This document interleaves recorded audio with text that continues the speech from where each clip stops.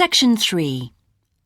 You will hear a student called Sandra talking to her tutor about a draft proposal she has written for a competition. First, you have some time to look at questions 21 to 24.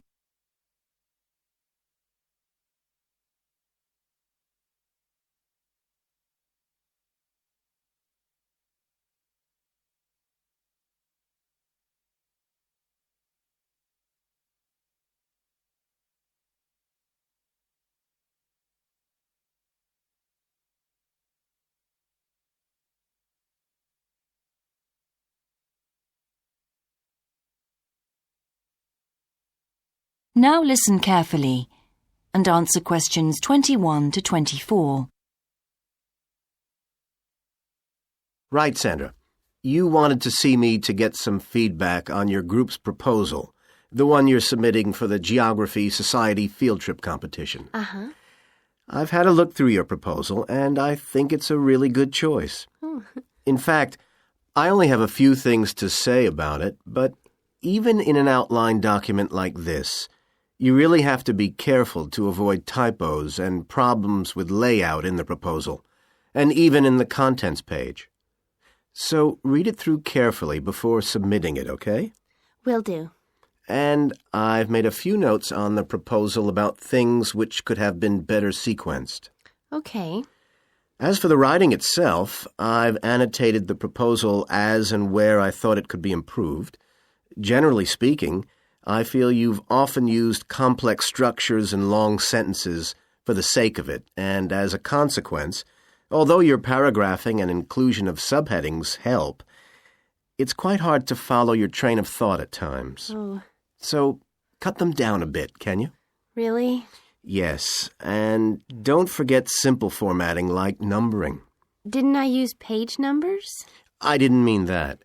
Look, you've remembered to include headers and footers, which is good, but listing ideas clearly is important. Number them or use bullet points, which is even clearer. Then you'll focus the reader on your main points.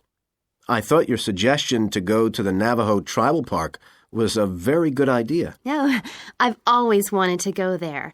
My father was a great fan of cowboy films and the Wild West, so I was subjected to seeing all the epics, many of which were shot there. Mm-hmm. As a consequence, it feels very familiar to me, and it's awesome, both geographically and visually. So it's somewhere I've always wanted to visit. The subsequent research I did and the online photographs made me even keener. Before you hear the rest of the conversation, you have some time to look at questions 25 to 30.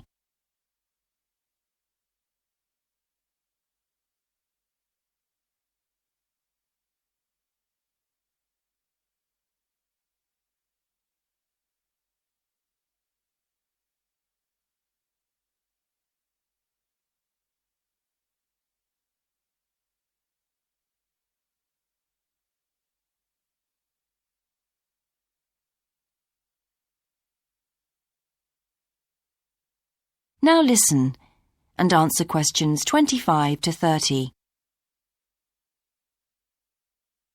Interesting. Right, let's look at the content of your proposal now.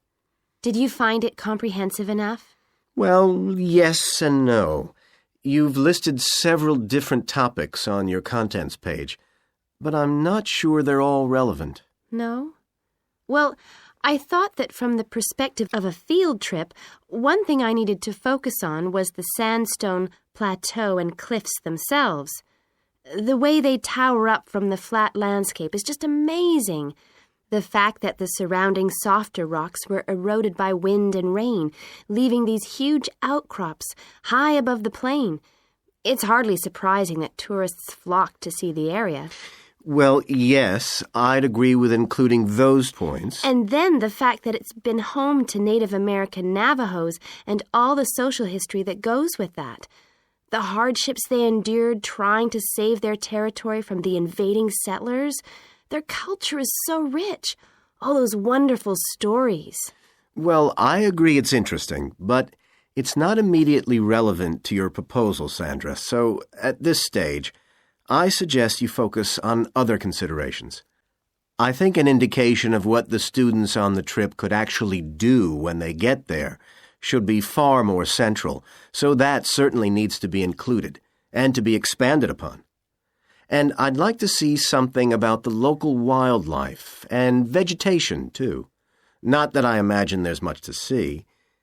Presumably the tourist invasion hasn't helped. Okay, I'll do some work on those two areas as well.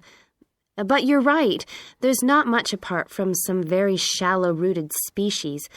Although it's cold and snowy there in the winter, the earth is baked so hard in the summer sun that rainwater can't penetrate. So it's a case of flood or drought, really. So I understand. Now, before we look at everything in more detail, I've got a few factual questions for you. It would be a good idea to include the answers in your finished proposal, because they're missing from your draft. Fine. So you mentioned the monoliths and the spires, which was good. But what area does the tribal park cover? Do you know? 12,000 hectares, and the plain is at about 5,850 meters above sea level. Larger than I expected. Okay, where's the nearest accommodation? That's a practical detail that you haven't included. Have you done any research on that? Yes. There's nowhere to stay in the park itself, but there's an old trading post called Goulding quite near. All kinds of tours start from Goulding, too. What kind of tours? Well, the most popular are in four-wheel drive Jeeps, but I wouldn't recommend hiring those. I think the best way to appreciate the area would be to hire horses instead and trek around on those. Biking is not allowed, and it's impossible to drive around the area in private vehicles. The tracks are too rough. Okay. Lastly, what else is worth visiting there? There are several caves, but I haven't looked into any details. I'll find out about them. Okay, good. Now what I'd like to know is more about... That is the end of section 3. You now have half a minute to check your answers.